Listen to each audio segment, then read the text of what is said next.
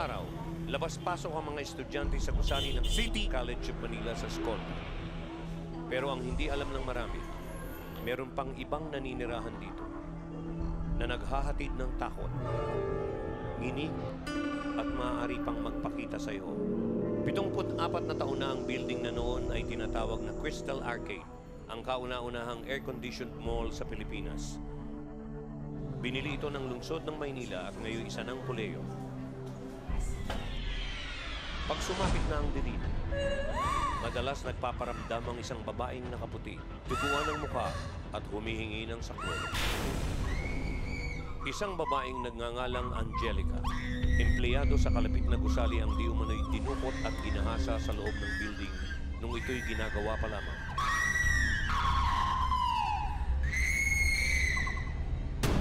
Dito rin siya pinaslang ng mga humalay sa kanya. Lagi siya dito sa fourth floor. Humingi siya ng prayer. Parang hindi pa siya satisfied doon sa kung ano man yung nangyari sa kaso niya. Sa mga estudyante ng CCM, madalas nagpapakita di umano ang multo ni Angelica.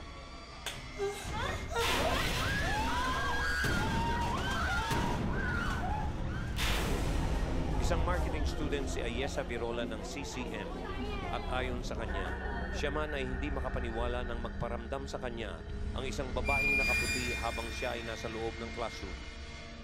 Habang tinitingnan ko lang siya, I think good good ghost naman siya. Pero talagang yung balahibo ko nun talagang nagtaasan. Si Rolando Bitogo, estudyante rin ng CCM. Nung unay hindi siya naniniwala na merong multo sa loob ng gusali. Naglalakad po kami ng dalawang kaibigan ko. Tapos may nakita akong babaeng nakaputi. Yung takot, nanginginig kami. Yung lakad lang kami, hindi kami makalingon sa kanya. Tapos dire-diretso lang kami. Tapos pagkadaan namin biglang tumago sa amin. Yung nanginig kami sa yung bigla kami tumakbo.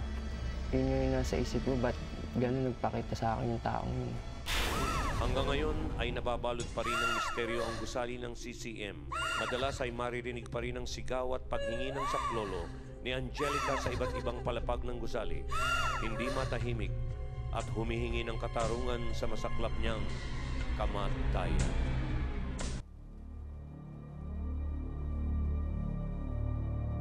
Magandang gabi sa inyong lahat. Nandito kami sa isang lumang gusali sa Escolta para ihatid sa inyo ang inyong pinakaaabangang Mel and Joey Halloween Special.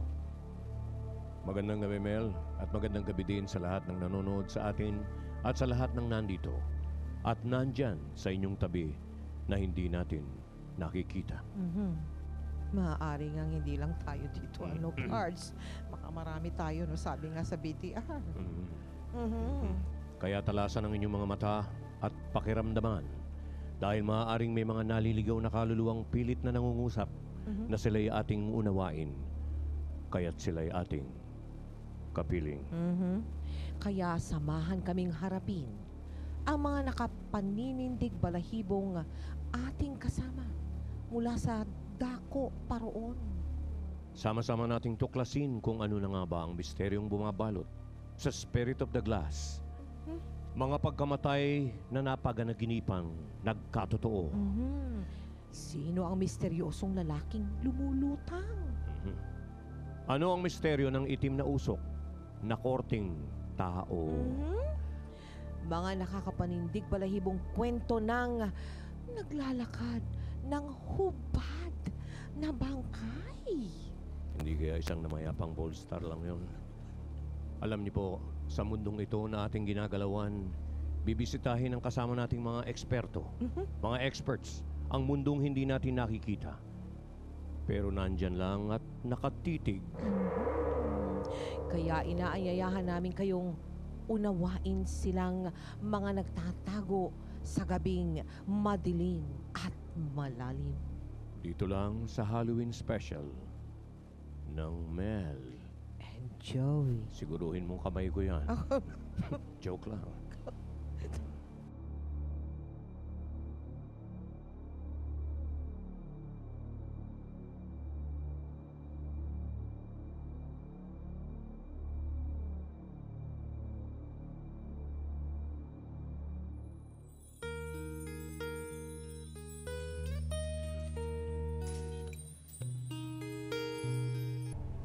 Ano yung partner? Simulan mo na. Kapiling na ho namin on the set para ibigay sa atin ang kanilang mga karanasan na may kinalaman sa kababalaghan. Yan, from right to left. Terry Honor, Andrew E., Rochelle Pangilinan, and Isa Sigera. And left to right, syempre, yung pong inanyayahan nating mahigit na nakaalam tungkol sa paksang ito. To my immediate left, Mr. Frank Reyes, Metaphysical Phenomena Consultant. Ano ibig sabihin yan? Mamaya, papaliwanag po yan ni Mr. Reyes. Brother John Galileo is a paranormal consultant. And Father Jojo Zerudo, ang parish priest ng Divine Mercy sa Sikatuna, Quezon City. Una Okay. muna, kwento. Okay, ang Ah, una bago maglalahad sa analysis. atin, Ah. si Terry Honor. Si Terry. Ayon sa investigasyon namin, Investigador ka na rin Oo. ngayon. Ha? Bata pa lang, may third eye na raw siya. Kadalasan, yung napanaginip niya, dead ball, namamatay. Ano yung pinakamatindi mo? Napanaginipan ko isa sa kapitbahay namin. Nasagasaan.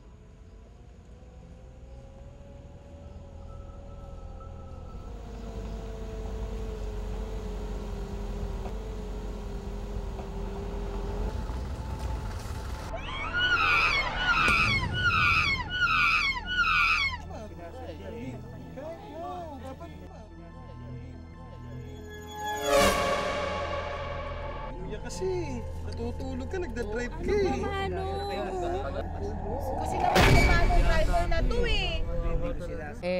Nung nagising po ako noon, nag-prepare ako, papasok ako. Tapos pagdating ko sa plaza, ay nang kwentuhan. Uy, kawawa naman si Aling ganito. Kita mo kanina yung nasagasaan kanina.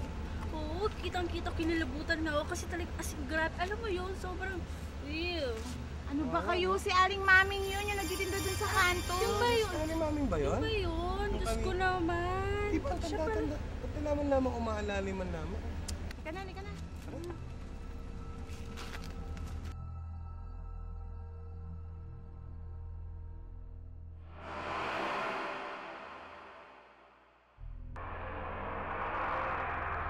Ina na panaginipan ko kanina, parang, paano nangyari yun? Wala kang pinagkonsultahan ng mga nangyayari O sa'yo? wala po nung time Okay. na yun. Kasi sa probinsya, wala naman pong... Pagkakataon mo na ngayon para Ayan, maintindihan tatanong yung mga natin, nangyayari oh. sa'yo. Frank. Palagay ko, it's not that your dream causes the death. It's just that napipick up mo yon. Meron ka rin siguro ibang napipick up sa panaginip, pero hindi mas dramatic. Okay, Pick up ka kasi ng pick up eh. Tapos meron din po ako na panaginipan na babae, tapos galit na galit siya sa akin kasi may crush daw ako, tapos iniibig niya yung lalaki.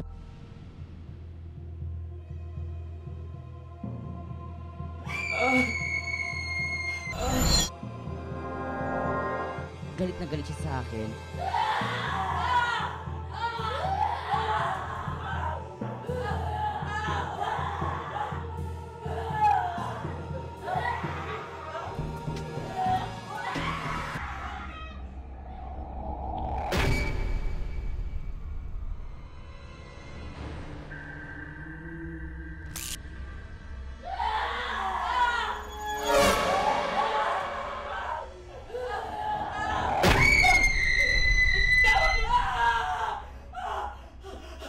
Magkakamatayan tayo, hindi mo makukuha yung lalaki.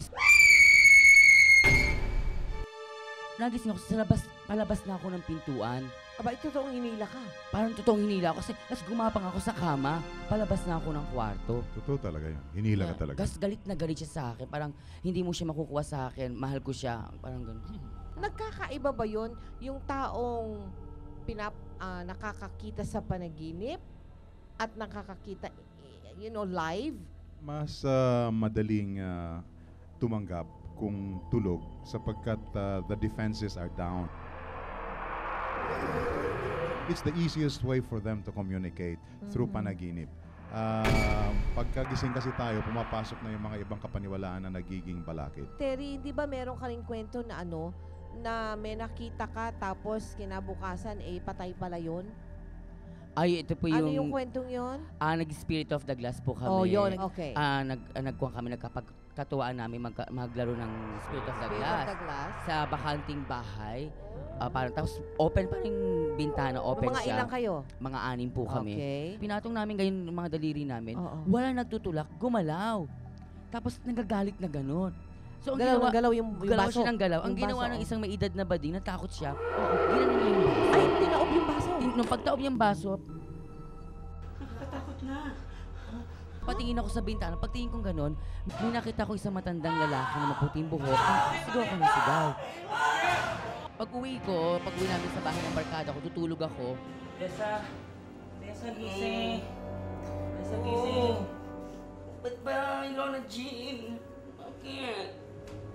Ano yung itsura na nakita mo kanina?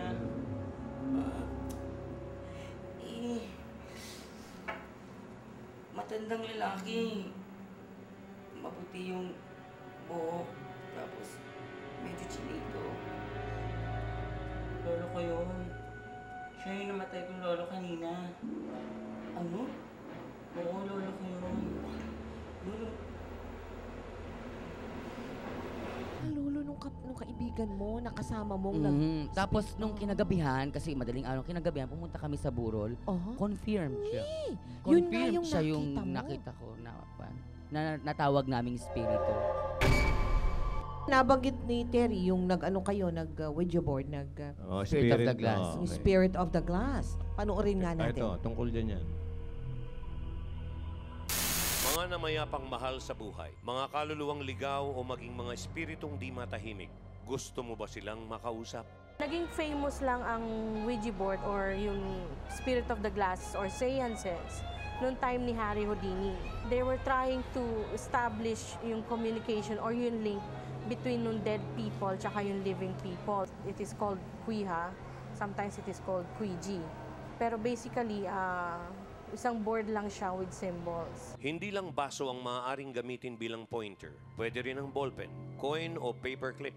Pero ang hindi lang magbabago ay ang Ouija board.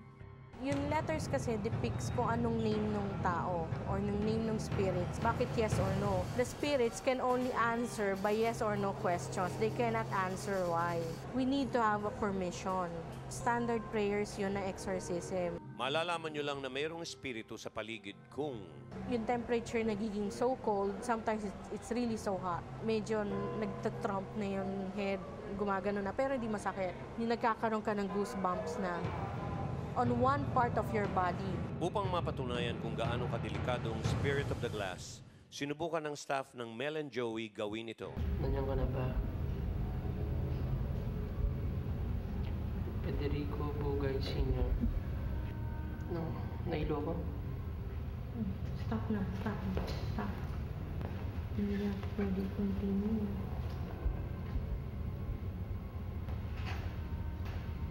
Jesus' name. In Jesus' name. Get out. In Jesus' name. In Jesus' name, get out. Wait lang. Wait. Relax. Okay na po. Okay na po. Teka. Breathe out. Breathe in. Huwag mo nang bubukas ang mata mo, ha? Count ka to 3. 1, 2. And 2. Ano ba? Hindi na kaya. Hindi ba ako? May umihiwalay sa katawan mo. Parang bangungot. Parang ganun. Ang Spirit of the Glass ay hindi isang laro na dapat pagkatuwaan. Walang mawawala kung ibibigay ang respetong nararapat. Subalit sa mga gusto pa ring sumubok nito, iba yung ingat ang kailangan.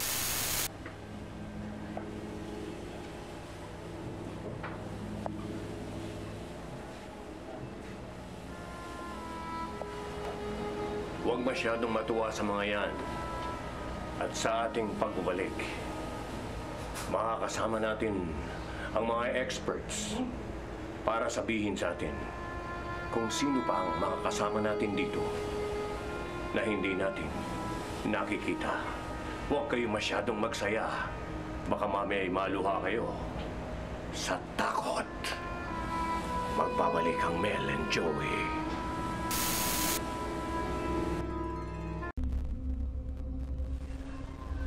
Tuloy-tuloy mga kaibigan ang paglalahad ng mga karanasan ng ating mga panauhin dito sa set. O ngayon naman si Andrew E naman ang ating kakausapin. At kakatuwang ang mga karanasan mo yung nangyayari doon kung saan mo pinapractice ang profesyon mo, no? Sa ito puro recording ang studio. istorya. Ano ba yun? Nagre-recording kami. And then, lahat ng rapper na kasama ko, siguro mga 7 kami or what. Tol, hindi niyo ba makakuha? Nahirapan kayo? Anong nangyari? Sir, inaantok na raw po kasi yung grupo. Ganun ba? Sige, ganito na lang. Pwede naman kayo umiga dyan. Matulog na lang kayo dyan. Tapos ikaw, diretso natin, tuloy natin doon, ha? Okay po, sir.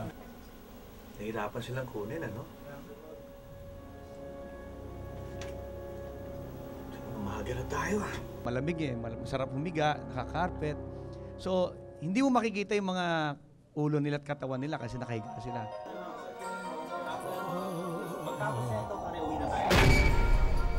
Mamaya-maya,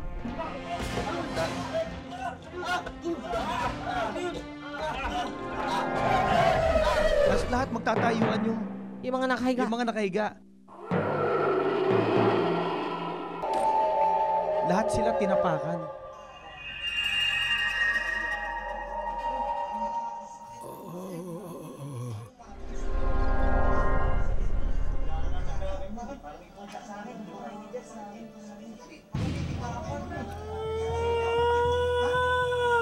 Parang ang feeling nila, nadaganan ka talaga. That's one of those stories. Okay, the next one? Ito yung medyo, para sa akin, mas mabigat na. Nakikita na namin. Okay, ano nakita nyo? Nasa lounge kami. Ito, may tao. Gusto natin pumasok ko. Pasok ito. Ayun. Papunta na yung PA ko, that's the time na meron ka nang marirealize na something wrong. Ay! Teka. May tao pero wala doon sa ilalim. Umalis yung mama. Pagtingin namin, wala namang tao. So, well, it left na para bang, napaglaruan ba kayo ng mata? O pare-pareho tayo nakita? O sigurado tayo sa nakita natin na eksaktong meron dong kumakatok pero wala sa ilalim. May third ba? Well, yung third, yung nagre-record kami. Then, sabi ko sa engineer, kapatid, muna, kuyang, mag-coffee break muna. Ako lang. At matapos na to. Tatakbuhan yung engineer tsaka yung Dalawa. yung rapper. Rappers. Ha? Pinakita ko sa loob, eh. Ha? Tao ba? Hindi ko alam kung ano yung nakita namin sa loob, eh. Hindi nga. Sa loob, ha? Saan? Doon sa loob, eh. Baka alam mo na maintenance lang yun. Baka naiwan tao dyan. Sigurado kung ano yun, eh. Ewan ko. Di ba lang? Ha?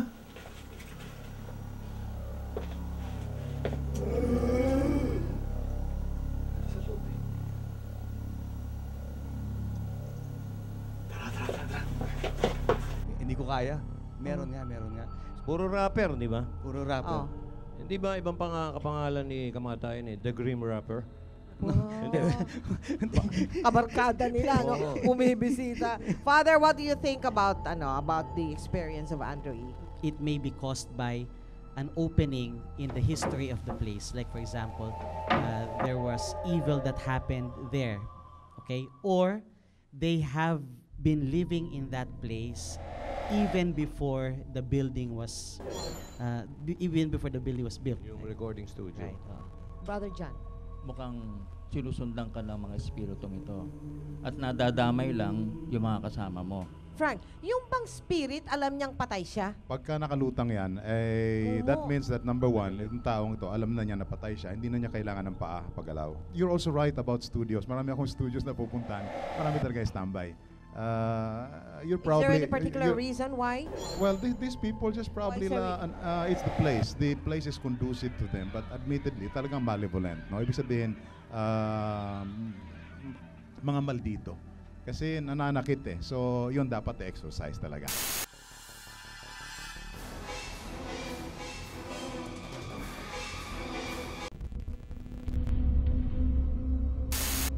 Nako, ito tiyak katatakutan ninyo, lalo na yung mga kababaihan dyan.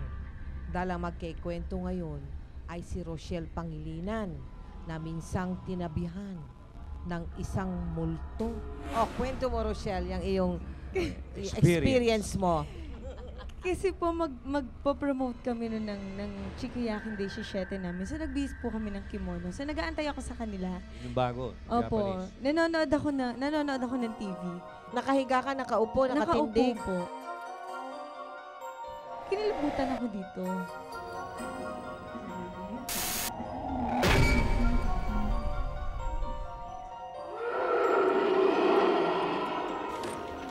Lumabas si Wen. Sabi niya, nakita niya sa camera. Kasi may surveillance camera po yung studio namin. Sabi niya, Shell, katabi mo.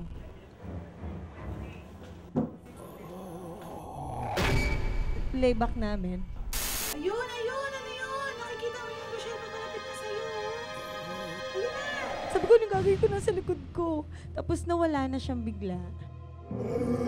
Tapos nung lumipat siya dito, lumipat talaga siya. Tapos dito naman ako kinilabutan. Pero hindi mo siya nakitang nakapormang tao? Wala ka nakitang... Nung umupo lang po, yung shape lang niyang pag-ganon. Hanggang ngayon, may feeling kayo na nandoon pa yung... Opo, tsaka marami sila doon. Meron pa nga pong korting tao.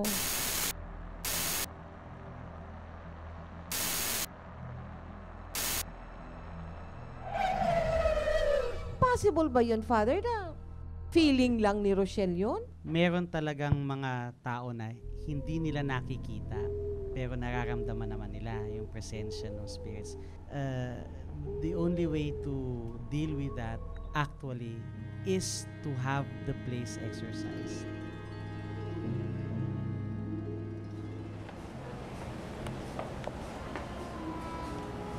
Huwag na huwag kayong pipikit sapagkat sa ating pagbabalik, makakasama natin mga experts para makiramdam sa mga matang kanina pa nakatitig sa atin na hindi natin nakikita. Ayan na.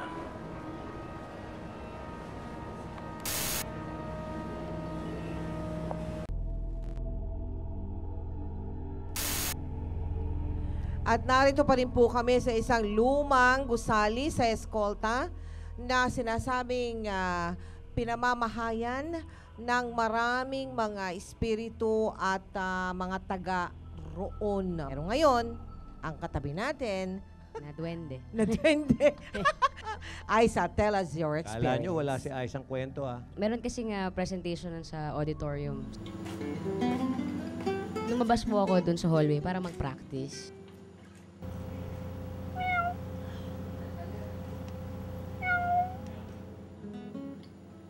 Ito yung entrance ng ng auditorium.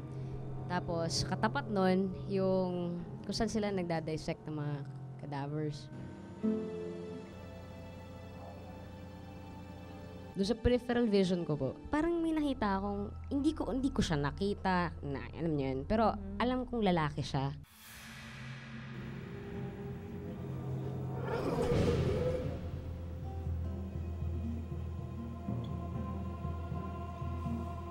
Weirdohan lang ako kasi nakahubad siya.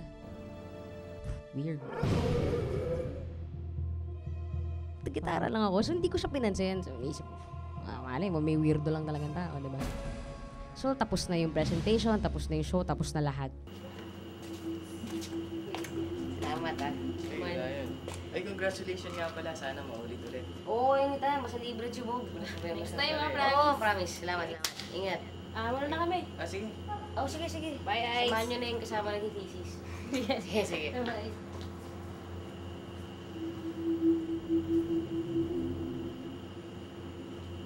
Pagtingin ko doon, lahat ng mga cadaver doon nakahubad. Doon ako kinilabutan.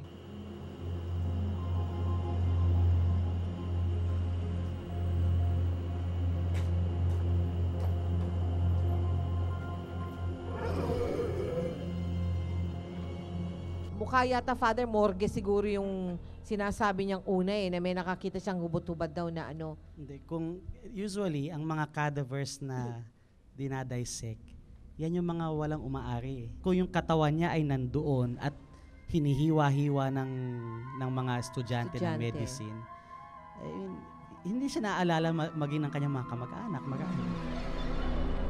Kaya't maaring nanghihingi yun ng panalangin para sa kanya.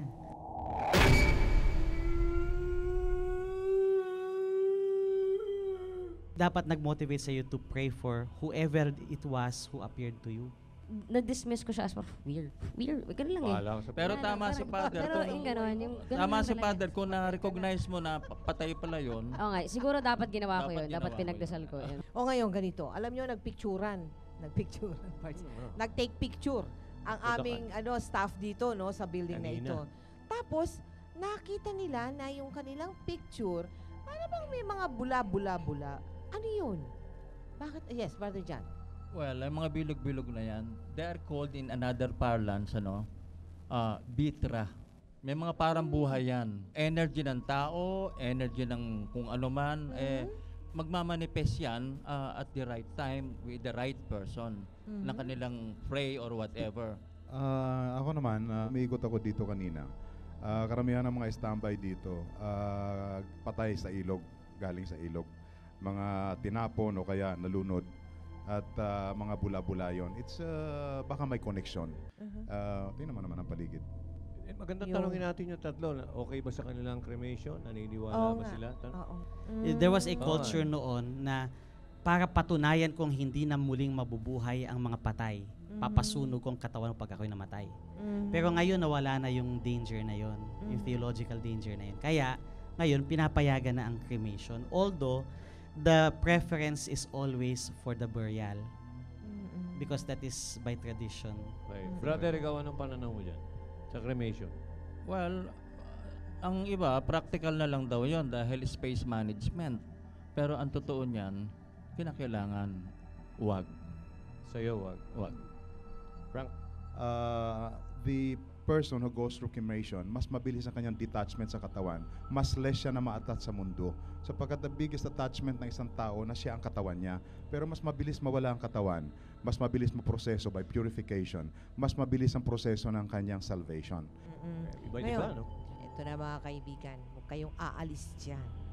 Sapagkat darating na ang sagot sa katanungang sino-sino ang mga kasama namin ni Joey dito. Alam nyo? Damay pa. Ikaw lang.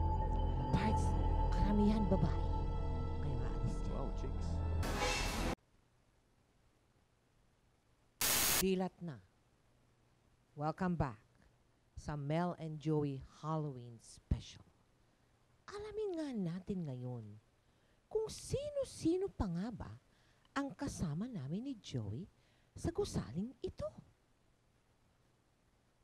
Batang umiiyak, lalaki sa elevator, babaeng lumulutang. Sino ang mga kaluluwang nagpaparamdam dito sa lumang gusali ng CCM na itinayo noong 1940? Kasama ang grupong Argamex, mga spirit quester, na susubok na kausapin ang mga kaluluwang nagpaparamdam dito sa gusali ng CCM. Sa basement ng lumang gusali sila nagsimulang maghanap ng mga ligaw na kaluluwa. Hindi, ikaw. I-focus mo yung camera doon sa sulok pataas. Ano po? Doon, no? Sa sulok pataas.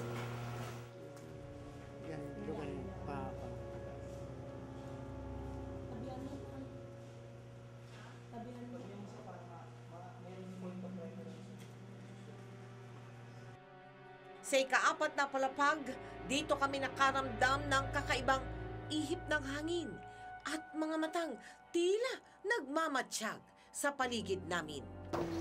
Wala ka naman tako, ikaw. Kaya lang hindi lang nabibigay. Kaya ka naman dito. Merong tao talaga na madali siyang buksan. Kasi parang pagdating sa room na to, merong yung mga nagpo-possess. Parang may mga estudyanteng nagwawala dito. Possess? Oo.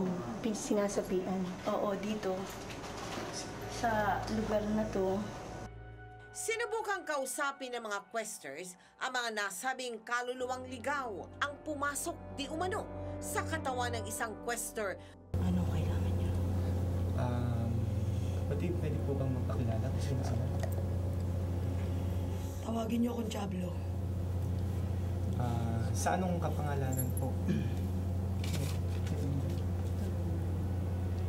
Kaya niyo ako. Kaya niyo ako. Kami po hindi, pero ang Diyos kaya. Gusto niyo subukan? Subukan niyo! Wala nga alis. Kami po yung gumagalang. Lapastangan kayo sa aming kaharian. Lapastangan kayo. Kung naging mahirap ang pakikipag-usap ng mga questers sa mga kaluluwa ng gusaling ito, nakuna naman sila, di umano, ng kamera. Kung ako o kami ang tatanungin, marami.